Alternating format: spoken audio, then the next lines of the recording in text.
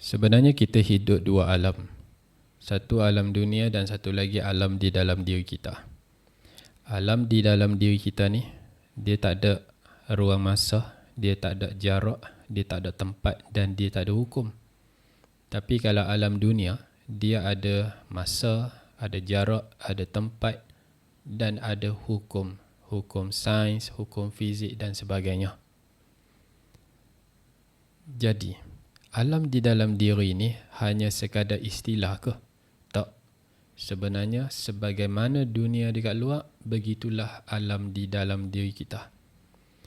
Kalau hang nak tengok apa yang ada di belakang dunia, belakang tu ada dalam diri kita.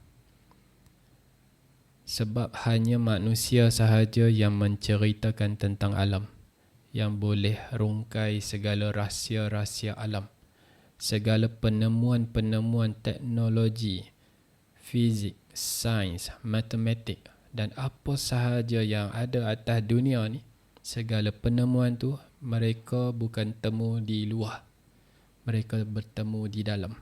Kefahaman tu timbul daripada sini, ilham tu timbul daripada sini. Segala-galanya bermula daripada dalam. Sebab itu, sebagaimana wajah dunia, sifat-sifat dia ada di dalam diri kita.